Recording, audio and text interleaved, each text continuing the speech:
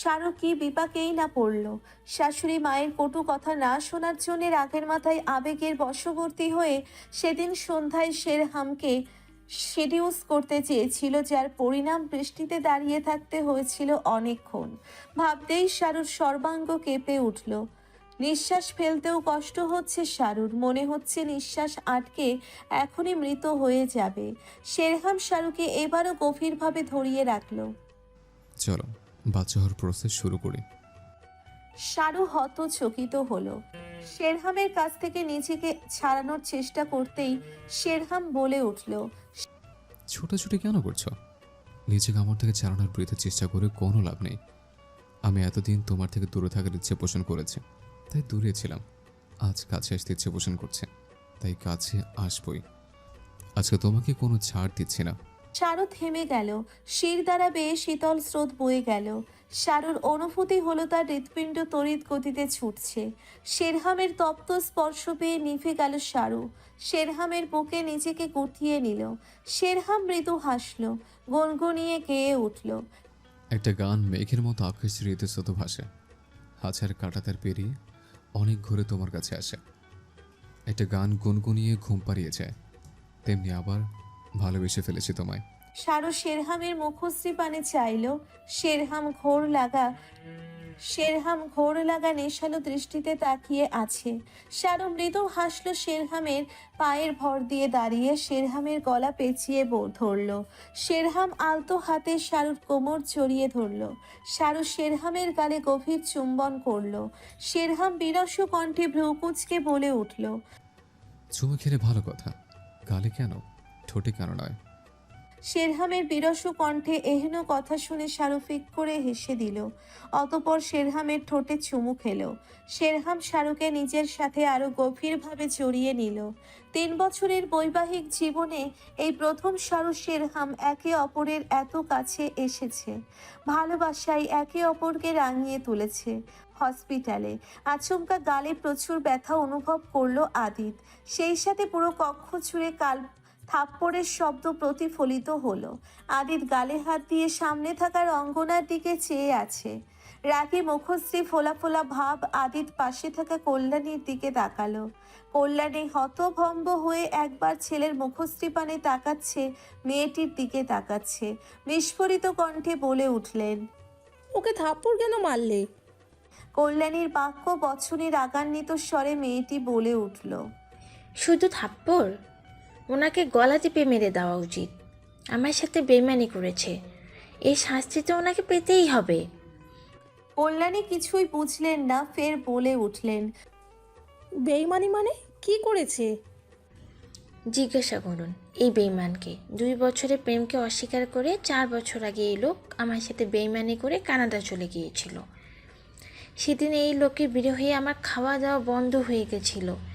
আপনি জানেন সেদিন আমাদের বাড়িতে বিরিয়ানি রান্না করা হয়েছিল। এই লোকটার জন্য আমি বিরিয়ানিটুকুও খেতে পারিনি। কল্যাণী অবাক হয়ে আদিতের দিকে চাইলেন। আদিত এখনো গালে হাত দিয়ে মেয়েটির দিকে চেয়ে আছে। আদিত কল্যাণীর চোখের দিকে এক নজর তাকিয়ে নজর সরিয়ে ফেলল। কল্যাণী অবাক স্বরে বলে উঠলেন, আদি, এসব কি শুনছি? আদিত নিশ্চুপ হয়ে ফ্লোরের দিকে চেয়ে আছে। আদিতের এমন নিশ্চুপ থাকাটাই মেয়েটা আরো রেগে গেল। এগিয়ে এসে আদিতের শার্টের কলার ধরে ঝাঁকাতে ঝাঁকাতে চিবিয়ে চিবিয়ে বলে উঠল, উনি আর কী বা বলবেন? কানাডা থেকে মুখে আয়রনের লেপন দিয়ে এসেছে, কথা বলা বন্ধ হয়ে গেছে। এই লোকের বিরহে আজ 4টা বছর অবধি কান্নাকাটি করছি। দিন দুনিয়া ভুলে গেছি। বউ বানাবে আমাকে, বাবুর মাম্মি বানাবে আমাকে, এসব প্রতিশ্রুতি দিয়েও বেইমানি করে কানাডা চলে গেছে আমাকে একা রেখে। বেইমান লোক। এখন যখন হাতের কাছে পেয়েছি, এত সহজে আপনাকে ছাড়ছি না। আদিত শান্ত চোখে মেয়েটির চোখে চোখ রেখে হাত চেপে ধরল। শান্ত স্বরে বলল, আমার বিরহে তোমাকে কে কান্নাকাটি করতে বলেছে? আমার মনে আমার মনে পড়ছে না আমি কখন তোমায় বলেছি তোমাকে আমার অপেক্ষায় দিন দিন দুনিয়া ভুলে যেতে ইলা। আদিতের শান্ত স্বরে বলা কথাটা ইলা স্তব্ধ হয়ে চেয়ে রইল আদিত্যের চক্ষুর দিকে কিয়ৎক্ষণ তাকিয়ে রইল নির্বাক অশ্রুসিক্ত আখিতে। আমি ভালোবাসি আপনাকে আদিত। প্রেমময় এক প্রহর কাটিয়ে ভোরের আলো ফুটতে শুরু করেছে। রাতের বৃষ্টিপাতের পর ভোরের আলোতে সবটা স্নিগ্ধ লাগছে। চারিদিকে পাখির কিচির মিচির শব্দ, পাখিরা মনের সুখে ডাকছে, আকাশে উড়ে বেড়াচ্ছে। শারু শেরহামের উন্মুক্ত বুকে চোখ মুখ খিচে শুয়ে আছে। প্রচণ্ড পেটে ব্যথা শুরু হয়েছে তার। শেরহাম শারুর অবস্থা টের পেল, নিচু স্বরে বলে উঠল। চারিদিকে পাখির কিচির মিচির শব্দ, পাখিরা মনের সুখে ডাকছে, আকাশে উড়ে বেড়াচ্ছে। শারু শেরহামের উন্মুক্ত বুকে চোখ মুখ খিচে শুয়ে আছে। প্রচণ্ড পেটে ব্যথা শুরু হয়েছে তার।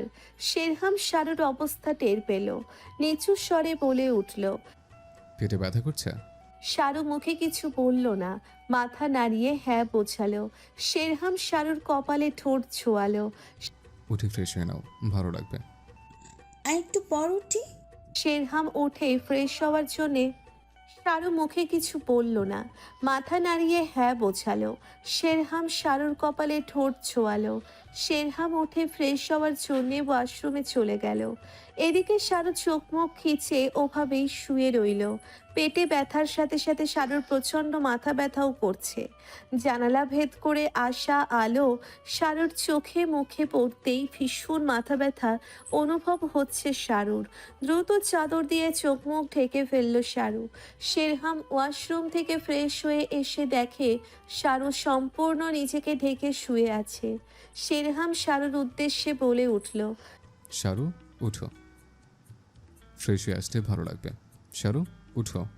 শেরহামের ডাকা ডাকিতে না চাইতেও শারু উঠে বসল। পেটের ও মাথা ব্যথায় অসহ্য লাগছে তার কাছে সব কিছু। শারু উঠে দাঁড়ালো। উঠে দাঁড়াতেই কেমন অদ্ভুত অনুভূতি একটা অনুভব হলো শারুর। শেরহাম এক দৃষ্টিতে শারুর দিকে চেয়ে আছে। মিনিট দুয়েক যেতেই শারুর নজর ঘুরিয়ে তাকালো বিছানার দিকে। বিছানার দিকে নজর যেতেই গলা শুকিয়ে এলো শারুর। বিছানায় রক্ত লেগে আছে। শারুর শেরহামের দিকে ঘুরে তাকানোর মতো সাহস হচ্ছে না। কি করবে বুঝতে পারছে না শারু। লজ্জায় শারুর গালে লাল আভা দেখা দিল। বিচলিত হলো শারু। এমতো অবস্থায় কি করবে ভেবে পেল না। শারু বিছানার দিকে চেয়ে ঠায় দাঁড়িয়ে আছে দেখে শেরহাম বিছানার দিকে তাকালো। বিছানায় রক্ত দেখতে পেয়ে শেরহাম গম্ভীর হয়ে উঠল।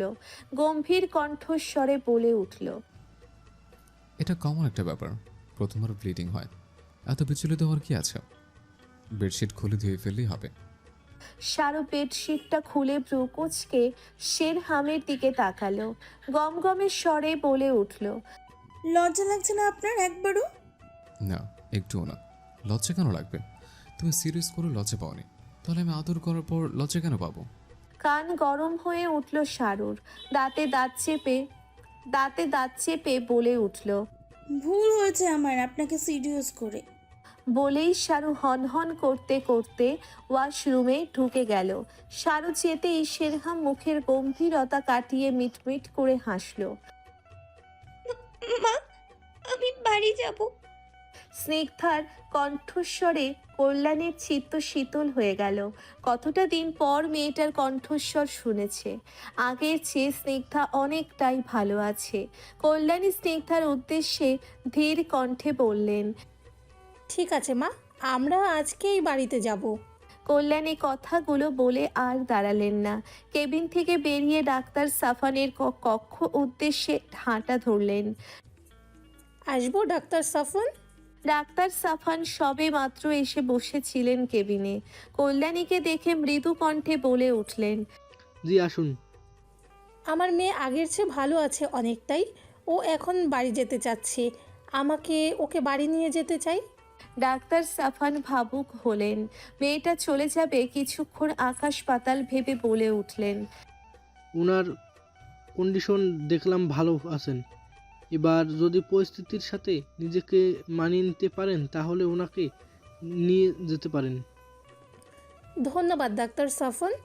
কল্যাণী আর কিছু বললেন না। কল্যাণী হসপিটালের সকল ফর্মালিটিস পূরণ করে স্নিগ্ধাকে নিয়ে বের হলেন হসপিটাল থেকে। স্নিগ্ধা অনুভূতিহীনদের মতো হাঁটছে, তবুও এতদিন পর হসপিটালের চার দেওয়াল থেকে বেরোতে পেরে মন ভরে নিঃশ্বাস নিল। নিঃশ্বাস নিতে গিয়ে স্নিগ্ধার সেই বীভৎস স্মৃতিগুলো মনে পড়ে গেল। কি হিংস্রভাবে পোষণ ভৌমিক নামক চরিত্রহীন লম্পট হায়নাটা স্পর্শ করেছে তাকে। স্নিগ্ধা এখন অপবিত্র, কলঙ্কিনী। ভাবতেই টুকরে কেঁদে উঠল স্নিগ্ধা। এদিকে হুট করে স্নিগ্ধার টুকরে কেঁদে ওঠায় ভরকালেন কল্যাণী। দুহাতে মেয়েকে জড়িয়ে ধরে ব্যস্ত স্বরে সান্ত্বনা দিলেন। স্নিগ্ধা মা, কি হয়েছে? কান্না করছো কেন? কি হয়েছে? স্নিগ্ধা অস্পষ্ট স্বরে ক্রন্দনরত অবস্থায় বলল, আমি অপবিত্র, কলঙ্কিনী। তোমাদের সংস্পর্শে আসার অধিকার হারিয়ে ফেলেছি, তাই না? কল্যাণী থমকালেন। মেয়ের এহেন প্রশ্নে ওনার গোটা পৃথিবীটা থমকে গেল। কল্যাণীর বুক ফেটে কান্না আসছে। মেয়ে যে ওই হিংস্র জঘন্য মুহূর্তগুলো মনে করেই এহেন আচরণ করছে বেশ বুঝতে পারলেন। কল্যাণীর অনুভূত হলো ওনার গলায় পাথর আটকে গিয়েছে। বুকে প্রচণ্ড ব্যথা অনুভব করলেন। দ্রুত স্বরে বললেন, স্নিগ্ধা মা, এভাবে বলো না। তুমি পবিত্র, কলঙ্কিত নও। নিজেকে শক্ত করো মা, এভাবে কেঁদো না। তুমি স্ট্রং মায়ের স্ট্রং মেয়ে, তাহলে এভাবে কাঁদছো কেন? মনকে শক্ত করো। জীবনের ওই কালো অধ্যায় মুছে ফেলার চেষ্টা করো মা, নয়তো সামনে এগিয়ে যাওয়ার পথ কষ্টকর হবে। স্নিগ্ধা কিছু বলল না, মাকে শক্ত করে জড়িয়ে ধরে কান্না করতে থাকলো। কিছুক্ষণের মধ্যে কান্নার বেগ কমে আসলো। নাক টানতে টানতে স্নিগ্ধা বলে উঠল, আমার সবটা অসহ্য লাগছে মা, বাড়ি চলো। কল্যাণী মেয়েকে এক হাত দিয়ে জড়িয়ে গাড়ির উদ্দেশ্যে রওনা হলেন। বাড়ির ড্রাইভারকে কল করে তিনি আসতে বলেছিলেন। শুনেছিলাম মেয়েরা বিয়ের পর স্বামীর ভালোবাসা পেয়ে মোটা হয়। তুমি এতদিন বাসের মতো কঞ্চে ছিলে, এখন আমার ভালোবাসা মোটি হয়ে গেছো। কি পাওয়ার দেখেছো? পিরিয়ডের ব্যথায় নিশ্চুপ হয়ে বিছানায় বসে আছে শারু। এতই ব্যথা করছে যে শারু নড়তেও পারছে না, স্থির হয়ে বসে আছে। শেরহাম সবে মাত্র নাস্তা করে ঘরে ঢুকেছে। শারুকে এভাবে নিশ্চুপ থাকতে দেখে শেরহামের সহ্য হলো না। শেরহামের ভীষণ ভালো লাগে শারুর রাগান্বিত টকটকে মুখশ্রীর ওই অসভ্য সম্বোধন। শারুকে রাগাতে শেরহাম উক্ত কথাটি ব্যক্ত করেছে। তবে শারু নির্বাক নিশ্চুপ দৃষ্টিতে অবলোকন করছে শেরহামের মুখশ্রী। মুখশ্রীতে দুষ্টুমির ছাপ। অন্য সময় হলে শারু রাগী দৃষ্টি নিক্ষেপ করে অসভ্য বলতো, কিন্তু শারুর বিন্দুমাত্র ইচ্ছে করছে না কোনো প্রকার শব্দ করতে না পড়তে।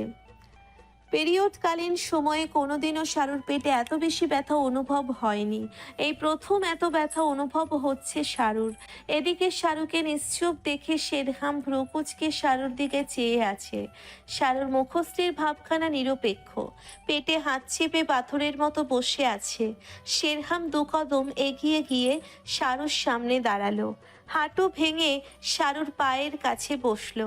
স্মিত কণ্ঠে জিজ্ঞেস করলো, কি হয়েছে? পেটে ব্যথা করছে বেশি? শারু জবাব দেওয়ার মতো শক্তি পেল না। শেরহামের কি হয়েছে জিজ্ঞাসা করাতে কেন জানি শারুর প্রচণ্ড কান্না পাচ্ছে। ইচ্ছে করছে শেরহামকে শক্ত করে জড়িয়ে ধরে কান্না করতে। শারু ঢোক গিলে কাঁদো কাঁদো হয়ে নিচু স্বরে বলে উঠল, হ্যাঁ, পিরিয়ড হয়েছে আমার, পেটে অনেক বেশি ব্যথা করছে। শারুর বাক্য বচনে শেরহাম অনুভব করলো তার গলা শুকিয়ে আসলো। শুকনো ঢোক গিলে জিভ ভিজিয়ে বলে উঠল, বেশি ব্যথা করলে চলো ডাক্তারের কাছে নিয়ে যাই। এক প্রকার তড়ি ঘড়ি শেরহাম শারুকে কোলে তুলে নিল। শেরহামের এমন তড়ি ঘড়ি দেখে শারু শেরহামের গলা শক্ত জড়িয়ে ধরে এক প্রকার ক্রন্দনরত স্বরে বলে উঠল, ডাক্তারের কাছে যাব না, জড়িয়ে ধরে চুমু খাবো, তাহলে ব্যথা কমে যাবে।